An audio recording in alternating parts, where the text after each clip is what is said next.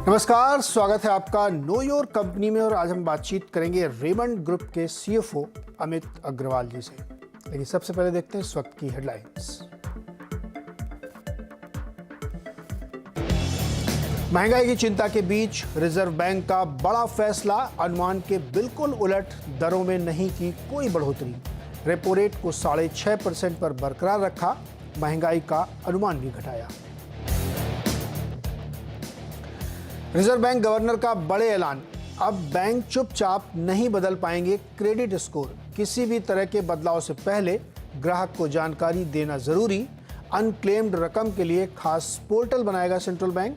बिना क्लेम वाली रकम का मिलेगा लाइव स्टेटस। क्रेडिट पॉलिसी में दरें नहीं बढ़ने के बावजूद बाजार से जोश गायब। एक्सपायरी के दिन निफ्टी में सिर्फ 120 और निफ्टी बैंक में 450 अंकों का दायरा। दिग्गजों के मुकाबले मिड कैप में ज्यादा जोश। सीएनजी पीएनजी के दाम घटने का आज साफ हो सकता है रास्ता। किरीट पारिक कमेटी की सिफारिशों को आज मंजूरी दे सकती है सरकार। सूत्रों के मुताबिक आज शाम कैबिनेट में लग सकती है मुहर। सीएनबीसी आवाज की एक्सक्लूसिव खबर।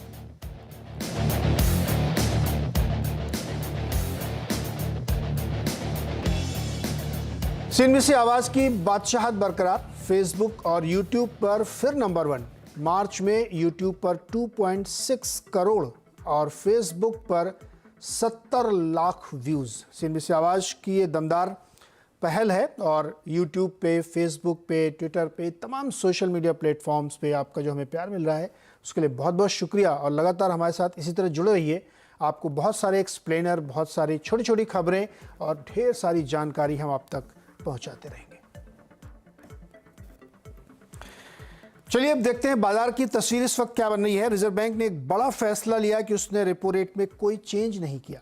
एक्सपेक्टेशंस पूरे मार्केट की थी कि शायद 0.25% की बढ़ोतरी होगी, लेकिन उन्होंने स्टेटस को रखा और ये कहा कि हम नज़र बनाए हुए हैं इन्फ्लेशन पे, इस बार इसके पे अगली बार देखा जाएगा। इसको पॉलिसी में चेंज न माना जाए, वन ऑफ है ये। लेकिन बाजार इससे बहुत खुश नहीं हुआ। अब इसके दो कारण हो सकते हैं। एक तो चूंकि छुट्टी से पहले का एक बड़ा सैंडविच वीकेंड चल रहा है, एक्सपायरी भी है, वॉल्यूम भी बहुत कम, 1,27,000 करोड़ का सिर्फ वॉल्यूम दिख रहा है। लेकिन एक्सपेक्टेड था कि चूंकि फैसला बहुत बड़ा है तो इसलिए मार्केट में वैसा जोश दिखना चाहिए था, जो नहीं दिख रहा है। बैंक सेक्टर खास तौर पे 125 पॉइंट ऊपर है, तो एक दायरे के अंदर घूम रहा है और निफ्टी 50-60 पॉइंट ऊपर है। हालांकि एक अच्छी बात यह है कि ब्रॉडर मार्केट में बाइंग है। जिस तरह से मिड कैप में 250 पॉइंट की तेज़ी और एडवांस डिक्लाइन, जो बहुत इंपॉर्टेंट पैरामीटर होता है, वो 2.5:1 का रेशियो लेके चल रहा है, यानी हर एक के सामने 2 से ज़्यादा बढ़ने वाले शेयर्स हैं। तो इस खबर का शायद असर उन जगहों पे देखने को मिल सकता है, या मिल रहा है, या आगे मिलेगा। मार्केट क्या रुख बना रहा है, क्यों नहीं इतना जोश उसमें आ रहा है, इस पर बातचीत करेंगे हम प्रकाश गाबा जी से। गाबा सर, ये जो पूरा दिख रहा है आपको मार्केट का हाल, ये इतना खुश क्यों नहीं बाजार? दबा के खरीदारी क्यों नहीं हो रही? जब ब्याज दर नहीं बढ़ी तो क्या दिक्कत है? तो मुझे तो फंडामेंटल आता ही नहीं है, लेकिन टेक्निकल रूप से अपमूव मिला है। हाँ। इसमें आज देख कह सकते हैं कि 17,600 आज के लिए इंपॉर्टेंट सपोर्ट है, अपमूव मिला है। अगर यहाँ पर बरकरार रहता है तो ठीक है। और बैंक निफ्टी में थोड़ी इतनी तेजी नहीं लगती जितने की निफ्टी में थी, तो मेरे ख्याल से थोड़ा साइडवेज होगा। अभी आज एक्सपायरी है, 3 दिन की छुट्टी भी है, तो इतनी तेजी नहीं होगी। होगी तो तेजी नेक्स्ट वीक होगी, अब नहीं होगी। इस हफ्ते मुझे लग नहीं रहा। हमको लगता है सर इसीलिए नहीं है कि छुट्टी से पहले लोग सब अपना एंजॉय करना, देखेंगे 2-3 दिन, समझेंगे कि क्या हुआ, कैसे हुआ, इसका मतलब क्या है, उसके बाद आएंगे। और एक्सपायरी के दिन कौन आके ले, प्लस 3 दिन की छुट्टी में पता नहीं यूएस में क्या हो जाए, तो इसलिए रिस्क क्यों लेना, है ना। ये इसका एक कारण ये भी हो सकता है। लेकिन गाबा सर, फिर थोड़ा स्टॉक की तरफ चलें। गैस वाली कंपनियों पे आपकी राय ज़रूरी है, क्योंकि ऐसा लग रहा है कि आज शाम को किरीट पारिक कमेटी की रिपोर्ट फाइनल हो जाएगी और उसके आधार पर फिर गैस प्राइसिंग होगी, जहाँ पे $6.5 का अपर साइड कैप है। तो उसकी वजह से आईजीएल, एमजीएल जैसे, गुजरात गैस जैसे, अदानी गैस, इन सब में बड़ा फ़र्क पड़ सकता है। मुझे ये बताइए कि आईजीएल और एमजीएल दोनों आज थोड़ा ऊपर हैं, कौन सा इसमें बेहतर है? आई थिंक मुझे इंदिरा गैस अच्छा लगता है। एमजीएल थोड़ा कभी दौड़ा है, लेकिन आईजीएल में अब भी तेजी लगती है। 460 पर ट्रेड कर रहा है, पॉसिबल है कि 500 की तरफ जा रहा है। 450 एक स्टॉप लगाना चाहिए। 10 रुपए का और 30 और 40 रुपए की टारगेट हो तो मेरे ख्याल से आईजीएल एक बेहतर ट्रेड बनता है। आईजीएल एक बेटर ट्रेड है इस, अगर आप गैस की इस खबर के हिसाब से इसको देखना चाहते हैं तो। लेकिन चूंकि बाजार बंद होने के बाद कैबिनेट होगी, इस पर अप्रूवल होगा, फिर प्राइसिंग तय होगी, तो अभी बहुत कुछ जो है बाद में होने वाला है, इसलिए उसको उसी हिसाब से देखना चाहिए।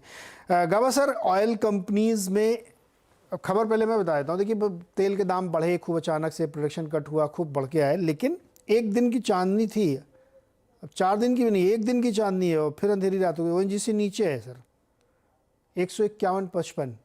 बिल्कुल अच्छा लग रहा है आपको? नहीं, इनफैक्ट और गिरावट देखेंगे आप। ओएनजीसी ट्रेड करा 151 के आसपास, पॉसिबल के 148 147 जोन भी देखने को मिल सकते हैं, क्योंकि अपर रीजन पर एक रेसिस्टेंस जोन था, वहीं से लौटा है ओएनजीसी, वो है 160 के आसपास। तो मुझे लगता है थोड़ी गिरावट आनी चाहिए ओएनजीसी में।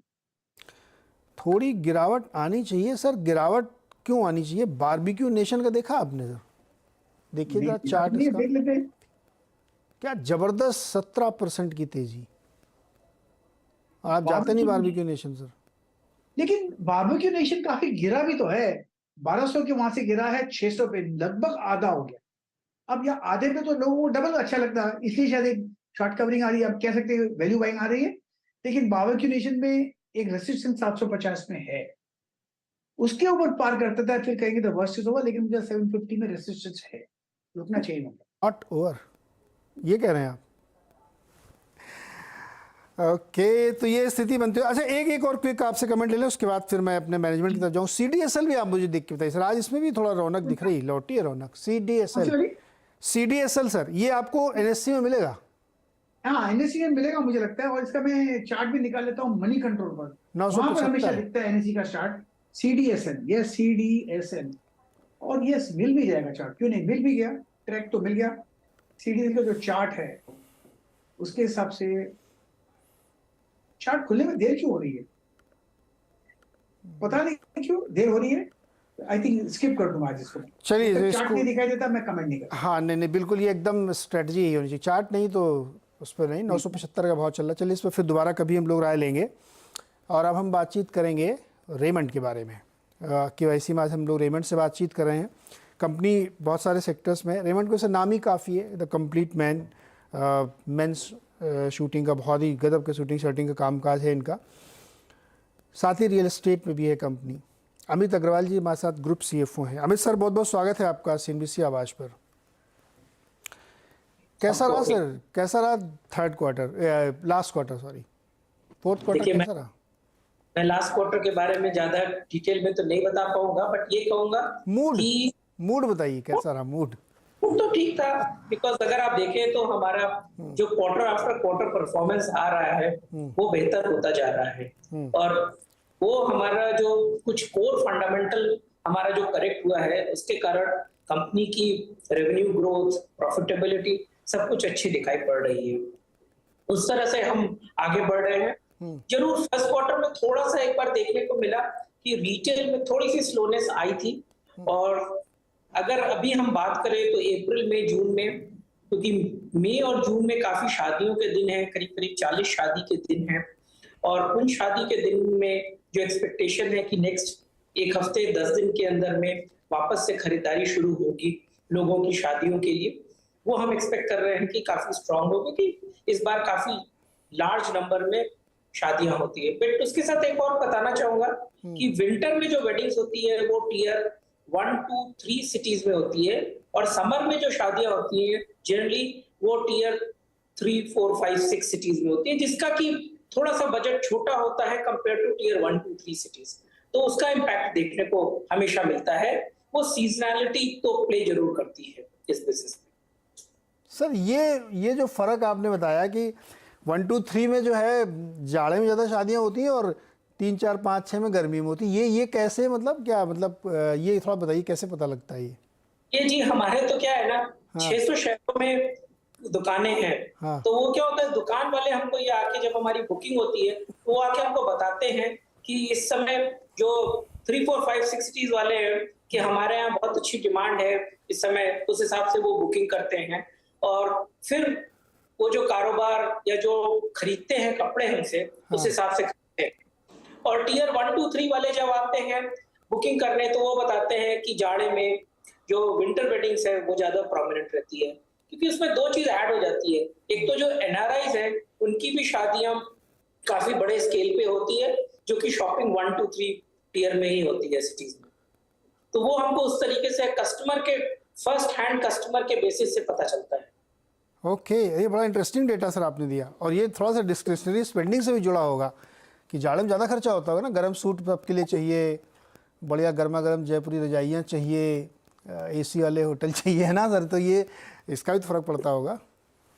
देखिए, हम तो हमेशा यही बताते हैं कि रीमेक जो है, जो कपड़े बनाते हैं, हम वूल के कपड़े बनाते हैं जो कि नेचुरल फाइबर है, कॉटन नेचुरल फाइबर है, और लिनन जो फ्लैक्स से बनाते हैं, वो तीनों ही हम तो नेचुरल फाइबर का काम करते हैं। तो जो नेचुरल फाइबर होगा ना वो ब्रीदेबल होगा, और नेचुरल चीज के कारण ये कहना थोड़ा सा ठीक नहीं रहेगा कि ये जो है जाड़े में ही अच्छा रहता है। हमारा जो वूलन सूट है वो अगर आप गर्मी में भी पहनेंगे तो उतनी कंफर्ट मिलेगा, उतनी ब्रीदेबिलिटी मिलती है। नहीं, मोटे तौर पे मतलब जाड़े वाली शादियों में ज़्यादा खर्चा होता है, इसलिए बड़े शहरों में लोग करते हैं, छोटे शहरों में कम खर्चे वाली शादी होती है। मतलब मोटे तौर पे समझने के लिए इसको, ये तो ज़रूरी है, क्योंकि एक्चुअली ये बहुत अच्छा इंसाइट आपने दिया। मैं कहीं इसको कोट करूँगा कि गर्मियों में शादियाँ होती छोटे शहरों में, जाड़े में शादी होती बड़े शहरों में। सच है सर, इससे पहले कि हम इस डिस्कशन को और कंटिन्यू करें, मुझे बीच में आपका एक व्यू चाहिए, एक टिप्पणी चाहिए जो आज आरबीआई ने किया। उन्होंने रेट हाइक पे पॉज लगा दिया और उन्होंने कहा कि ये ट्रेंड ना माना जाए, स्टांस में चेंज ना माना जाए, ये वन ऑफ है, आगे देखें क्या होता है। इसको आप कैसे देख रहे हैं? ये 40-50 दिन बाद फिर पॉलिसी आती है, तो ये इसका क्या इम्पैक्ट होगा? देखिए, दो चीज है। एक तो बहुत इम्पोर्टेंट है कि जिस हिसाब से अपने देश में, मैं हर सेगमेंट की बात करता हूँ, जो डिस्क्रिशनरी स्पेंड, और हम तो डिस्क्रिशनरी स्पेंडिंग में काफी प्रोमिनेंट रोल प्ले करते हैं, क्योंकि हमारा जो सेगमेंट है कस्टमर सेगमेंट वो डिस्क्रिशनरी स्पेंड में ही आता है। तो क्या होता है, अगर आदमी के हाथ में कैश अवेलेबल है तो वो स्पेंड कर पाता है। दूसरी तरफ अगर आप रियलिटी में देखें तो रियल एस्टेट में जो 2.5% की इंटरेस्ट रेट की इंक्रीज होने के कारण आज ऑलमोस्ट 35-40% लोग ईएमआई के ऊपर घर खरीदते हैं, लोन के ऊपर घर खरीदते हैं। तो उनकी जो ईएमआईज है या तो वो बढ़ गई या वो थोड़ा हेजिटेंट हो गए कि अभी हम स्पेंडिंग कम करें बिकॉज मेरा टेन्योर बढ़ गया। तो उस तरीके से लोगों के हाथ में कैश डिस्पोजेबल इनकम जो है वो कम हो गई। तो उस तरीके से अगर देखें तो एक थोड़ा सा कंजम्पशन को बढ़ाने के लिए ये अच्छा स्टेप है कि एक बार उन्होंने पॉज किया, बट जो ग्लोबल अनसर्टेनिटीज चल रही है उसके कारण उन्होंने ये भी इंडिकेशन दिया कि ये परमानेंट स्टॉप नहीं है, इसको एक ट्रेंड नहीं समझे, फ्यूचर में depending upon the volatile environment situation change हो सकती है। आई थिंक वो एक इम्पोर्टेंट उनका थॉट प्रोसेस है, क्योंकि हम लोगों के लिए ठीक है कि अगर हम स्पेंडिंग को नहीं बढ़ाएंगे, लोगों के ऊपर पॉसिबिलिटी नहीं रहेगी डिस्पोजेबल कैश की, तो तकलीफ आएगी लोगों को स्पेंड करने में। ओके, अमित जी, एक इंटरेस्टिंग बात आपने कही कि डिस्क्रिशनरी स्पेंडिंग पे थोड़ा सा लगाम लग रही है या लोग कम खर्च करने की और कोशिश कर रहे हैं, और होम लोन जिस तरह से महंगा हुआ है हाउसिंग पे, तो इसके इम्पैक्ट तो सर आपने भी महसूस किए होंगे अपने बिजनेस में। जी, अगर हम ये देखें तो मैं हमेशा बताना चाहूंगा कि दो तरह के कस्टमर हैं। हमारे दो बड़े बिजनेसेस हैं, तो दोनों बिजनेसेस का मैं सेपरेटली आपको बताऊंगा। एक जो अगर हमारा लाइफस्टाइल का बिजनेस है, इसमें जिसमें सूटिंग, शर्टिंग्स, एपरल का बिजनेस है, उसमें दो तरह के कस्टमर होते हैं। एक नीड के कस्टमर होते हैं और एक वांट के कस्टमर होते हैं। तो नीड का जो कस्टमर है उसके लिए डिस्क्रिशनरी कैश अवेलेबिलिटी बहुत इंपॉर्टेंट हो जाती है, और जो वांट का कस्टमर है उसके पास डिस्पोजेबल इनकम काफी अच्छी रहती है। तो जो स्टेटमेंट है कि हमको फर्क पड़ेगा, सर्टेन लेवल पे जरूर फर्क पड़ता है, बट मोटा मोटी अगर हम देखें अक्रॉस द कंट्री तो हमारे ऊपर इम्पैक्ट थोड़ा कम आता है। अब दूसरी तरफ हम रियल एस्टेट की तरफ बात करें तो रियल एस्टेट में क्या है, आज जैसे थाने में हमने डिमॉन्स्ट्रेट किया कि we are clearly a market leader और 30-35% का हमारे पास मार्केट शेयर है। तो हमारा जो प्रोडक्ट है और जो कॉन्फ़िगरेशन है, जो प्राइस पॉइंट है, उसके कारण हम काफी अच्छा सेल कर पा रहे हैं। बट कंपैरेटिवली हम ये देखते हैं कि ओवर द नेक्स्ट 3 से 4 क्वार्टर में शायद रियल एस्टेट की डिमांड में थोड़ी सी वीकनेस आएगी because of the increasing interest rate. दूसरा क्या हुआ है कि कमोडिटी के प्राइस बढ़ने से, जो स्टील है, सीमेंट है, इसके दाम बढ़ जाने से क्या हुआ है, जो हमारी कंस्ट्रक्शन कॉस्ट वो भी बढ़ गई है। तो हम भी पास कर रहे हैं कस्टमर को। तो जब हम कस्टमर को पास ऑन करते हैं, तो अगर हम लाइक टू लाइक देखें तो 2-2.5 साल पहले और अभी की अगर आप ईएमआई देखें सेम अपार्टमेंट की, तो करीब करीब 25 से 30% की इंक्रीज हो गई है अगर सेम टेनोर रखते हैं। तो वो एक लोगों के हाथ में चैलेंज आता है। एज ऑफ नाउ हम कोई प्रेशर नहीं देख रहे हैं हमारे रियल एस्टेट के सेल्स वेलोसिटी पे, बट मे बी आगे 2-3 क्वार्टर में किस तरीके से स्पैन आउट होता है वो देखना पड़ेगा। सर, ये जो एक कंपनी है, कंपनी का एक एजेंसी है PwC, उसका ग्लोबल कंज्यूमर इनसाइट पल्स सर्वे आया है, ताज़ा एकदम लेटेस्ट गर्मा गर्म। वो ये कह रहे हैं कि लग्जरी और premium product industry will see decline in consumer spend. बिल्कुल अभी हम लोग जो बातचीत कर रहे हैं वो इसी को मिरर कर रहे हैं। तो जो उन्होंने अपना इंडियन सर्वे किया है उसमें भी उनको दिख रहा है कि चूंकि महंगाई तो बढ़ रही है ना, तो लोग थोड़ा सा हाथ दबाने की कोशिश कर रहे हैं कि भाई बहुत थोड़ा सा संभाल के चलो, आगे वक्त पता नहीं कैसा है। तो उनका जो सर्वे दिखा रहा है कि अगले 6 महीने के अंदर काफ़ी ज़्यादा लोग हाथ अपना कसेंगे, कम खर्च करेंगे। डिज़ाइनर प्रोडक्ट है उसमें 38% को लगता है कि थोड़ा सा खर्चा कम करना चाहिए। ऑनलाइन एक्टिविटीज़ भी कम होंगी। तो इससे तो कंपनियों पे बड़ा दबाव बनेगा सर, परफॉर्मेंस प्रेशर का। देखिए, 2 चीज है, क्योंकि क्या होता है ना, लग्जरी जो है वो इंडिया में अगर बात करें तो शायद 1 to 2% of the total population वो लग्जरी के सेगमेंट को केटर करती है या उसका कंज्यूमर है। बाकी जो वैली है वो तो एक कॉमन मैन की है जो जिसको हम सर्व करते हैं। तो इसलिए हम अपने तरफ देखते हैं कि हम लोगों को कोई इतना बहुत बड़ा विशेष फर्क नहीं पड़ेगा। बट जैसे मैंने पहले बताया कि रिटेल में थोड़ी सी वीकनेस हमको फर्स्ट क्वार्टर में दिखी थी, बट हमारी एक्सपेक्टेशन है कि फर्स्ट क्वार्टर जब ये आएगा, अप्रैल जून का क्वार्टर। अमित सर एक चीज़ मैं आज समझना चाहता हूँ वंस फॉर ऑल। जब भी हम लोग इस तरह की डिस्कशन करते हैं तो उसमें फिर ये प्रीमियम या लग्जरी वाले यूनिवर्स को डिफाइन करना ज़रूरी हो जाता है। क्या हम ये मान के चलें कि आपके जैसे जो प्लेयर्स हैं वो उस यूनिवर्स को कैटर करते हैं जिसके लिए 20-25 हज़ार रुपये का सूट बनवाना कोई बड़ी बात नहीं है ना? वो उस यूनिवर्स में प्ले करते हैं कि 25-30 हज़ार रुपये का सूट बना लिया कोई दिक्कत नहीं, 3,000-4,000 की शर्ट बना लिया कोई बड़ी बात नहीं है। तो वो यूनिवर्स लग्जरी नहीं है सर। लग्जरी तो वो जो 2.5 लाख 4 लाख की घड़ी पहनते हैं, तो वो उसकी मैं बात ही नहीं करता, वो तो आउट ऑफ द वर्ल्ड है।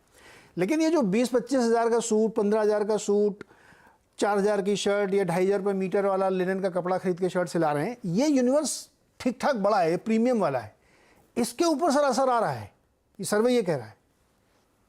देखिए, 2 चीजें अगर कह रहे हैं तो हम लोगों ने अभी तक ऐसा बिल्कुल नहीं देखा, क्योंकि अगर हम कंपैरेटिवली देखें तो पिछले साल के कंपैरिजन में इस साल जो हमारी एवरेज टिकट वैल्यू है वो एक्चुअली 25% से ग्रो करी है। तो फुटफॉल में भी थोड़ा कम हुआ हो, बट एवरेज टिकट वैल्यू एक जो कंज्यूमर खरीदता है वो 25 से 27% ग्रो करी है। तो उससे क्या पता चलता है कि लोग अपने आप को अपग्रेड कर रहे हैं। और जहां तक आपने बोला कि ये 20-25 हज़ार का सूट है, हमारे कंपनी की एक स्पेशलिटी है इन टर्म्स ऑफ SKU कि हम 300 रुपए मीटर से 3 लाख रुपए मीटर तक का कपड़ा बनाते हैं। तो हम हर सेगमेंट को केटर करते हैं, एंड यही हमारी स्ट्रेंथ है। और हमारी जो डिस्ट्रीब्यूशन है वो उस तरीके से फैली हुई है कि वो हर तरह के कस्टमर को केटर कर सके। तो इसलिए अगर वो एकदम टॉप का प्रीमियम कस्टमर है उसको तो कोई फर्क नहीं पड़ता। ये जो बीच का मिडिल सेगमेंट है ये अपग्रेड होता चल रहा है। हम कभी नहीं देख रहे हैं कि वो डाउनग्रेड हो रहा है, कि उसकी स्पेंडिंग कम होती जा रही है। एक्चुअली वो अपग्रेड हो रहा है। तो हमने तो क्लियरली डेमोन्स्ट्रेट किया है कि 25 से 30% का एवरेज टिकट वैल्यू बढ़ गई है हमारे कस्टमर की। बिल्कुल बढ़िया बात सर। और एक्चुअली आपके सपोर्ट में भी बहुत सारे लॉजिक हैं। जिस तरह के नंबर्स हम लोग देख रहे हैं फ्रिक्वेंसी वाले, वो बहुत सपोर्टिव हैं कि एक इनहेरेंट ग्रोथ इस देश में चल रही है और वो पता नहीं नंबर्स में क्यों नहीं कैप्चर होती। मैं तो कई बार इस बात से सरप्राइज़ होता हूँ कि आप एयरपोर्ट में जाइए, रेलवे स्टेशन पे जाइए, रेस्टोरेंट में जाइए, होटल में जाइए, दुकानों में जाइए, भीड़ लगी है, लेकिन जब नंबर आते हैं पता लगता नहीं साहब वो बहुत महंगाई बिक नहीं रहा। पता नहीं ये मुझे तो कई बार ये पहेली लगती है। समझ में नहीं आती ये बात कैसे हो रही। लेकिन बहरहाल आपकी बात से मुझे ये लगा कि अब तक तो फिलहाल कोई असर नहीं है और आगे भी शायद बहुत ज़्यादा असर ना हो। ठीक है सर, ये बात बिल्कुल, आप बिल्कुल ठीक समझ रहे हैं। आप देखिए ना, हमारा पिछले 5-6 क्वार्टर में हर बार हमने रेवेन्यू ग्रोथ डिलीवर किया, प्रॉफिटेबिलिटी हमने इंप्रूव करती हुई दिखाई। इससे ही क्लियरली ये पता चलता है कि एक सर्टेन क्वालिटी ऑफ प्रोडक्ट अगर आप डिलीवर करते हैं तो उस वैल्यू के लिए कस्टमर आज भी तैयार है, उसमें कोई चैलेंज नहीं दिखता। और जी, दूसरी सबसे बड़ा एक और पॉइंट ये आता है कि हमारी जो रीच है वो बहुत बड़ी है। हमारे 20,000 डिफरेंट डीलर्स हैं पूरे देश में जो कि माल बेचते हैं, तो जो आपकी रीच है ना वो भी बहुत फर्क पड़ाती है। करेक्ट, बिल्कुल सही बात है। Thank you so much sir, always talking pleasure you. और बहुत ही मज़ा आता है आपसे बात करके, इनसाइट मिलती है। जैसे आपने अभी शादी वाली बात बताई ना, बहुत ही ज़बरदस्त है। इसको मैं अपने किसी डिस्कशन में कोट करूँगा कि ये एक इनसाइट मुझे मिली है और ये फैक्ट पे आधारित है, रिसर्च पे आधारित है। बहुत बहुत शुक्रिया सर हमारे साथ जुड़ने के लिए and best wishes for the next quarter. Thank you. चलिए एक छोटा सा ब्रेक लेते हैं यहाँ पे, ब्रेक के बाद देखते हैं मार्केट की स्थिति क्या है।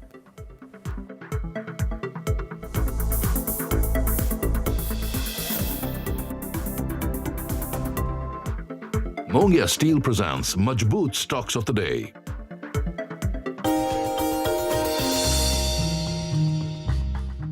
डू यू नो में आज हम बातचीत करने वाले हैं डीएलएफ की, दिल्ली लैंड एंड फाइनेंस। ये इस कंपनी का फुल फॉर्म है और ये सबसे पुरानी रियल स्टेट कंपनियों में शुमार है। 1946 में इस कंपनी की शुरुआत हुई थी और चौधरी रघुवेंद्र सिंह साहब ने इसकी शुरुआत की थी। कुछ इंटरेस्टिंग फैक्ट ये भी है कि दिल्ली में जो बहुत ही प्रोमिनेंट एरियाज हैं जैसे कि ग्रेटर कैलाश, हौस खास, साउथ टेक्स, शिवाजी पार्क, ये कुछ ऐसे एरियाज हैं जिनको डीएलएफ ने ही डेवलप किया था। और कुछ और इंटरेस्टिंग फैक्ट्स में, कंपनी का आईपीओ आया था 2007 में और उस समय का सबसे बड़ा आईपीओ के तौर पे शुमार था। जो कंपनी के मालिक हैं कुशल पाल सिंह साहब, वो एक ज़माने में इस कंपनी को 27 लाख रुपए में बेचने को बिल्कुल तैयार ही हुए थे, लेकिन फिर उन्होंने वो फैसला वापस ले लिया और आज ये कंपनी करीब करीब 1 लाख करोड़ रुपए की वर्थ रखती है। जनरल इलेक्ट्रिक पहली सबसे बड़ी ग्लोबल कंपनी थी जो कि इस कंपनी के lease office space DLF city में आने वाली थी और उसके बाद धीरे धीरे कई नाम जैसे British Airways, American express, Nestle, IBM, ये कुछ ऐसे नाम थे जो कि बाद में आते हुए दिखाई पड़े। तो ये कुछ इंटरेस्टिंग फैक्ट डीएलएफ से रिलेटेड, आगे भी कुछ और फैक्ट लेकर आते हैं।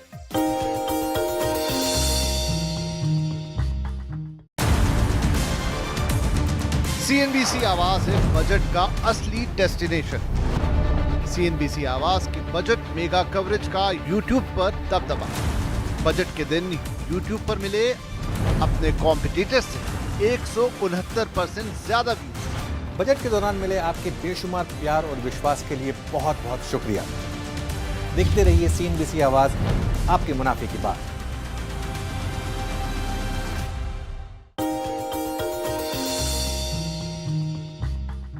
डू यू नो में आज हम बातचीत करने वाले हैं एशिया की सबसे बड़ी एडहेसिव कंपनी पीडीलाइट के बारे में। दरअसल इससे रिलेटेड एक बहुत ही लंबी हिस्ट्री भी है और बहुत ही इंटरेस्टिंग फैक्ट्स भी हैं। तो शुरुआत करता हूं। पहली चीज, इसका सबसे प्रोमिनेंट प्रोडक्ट जो है फेविकोल।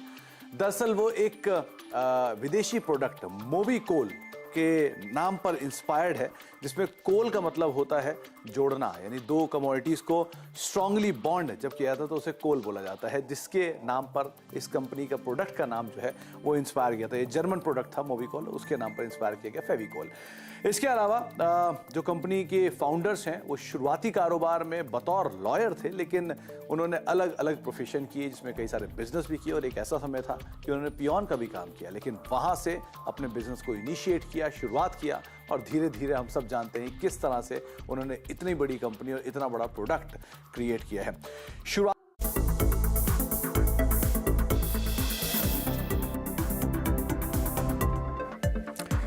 स्वागत है एक बार फिर से आपका। और बाजार की तस्वीर, भाई बाजार नीचे आ रहा है। बैंक निफ्टी रेड में हो गई 17-18 पॉइंट और निफ्टी बस 5-6 पॉइंट ग्रीन में रह गया। तो यानी और एडवांस डिक्लाइन 1000 शेयर गिरने वाले हो गए। तो यानी अब लोग अपनी छुट्टियों से जाने से पहले बेच के जा रहे हैं क्या, ऐसा कुछ हो रहा है। चलिए खैर एक छोटा सा ब्रेक लेते हैं यहाँ पे, वापस आएंगे तो फिर वीरू और अर्शदा आपके लिए बनाएंगे कुछ ट्रेडिंग स्ट्रेटजी की छुट्टी में जाने से पहले आपको क्या करना चाहिए। बहुत छोटा सा ब्रेक के बाद।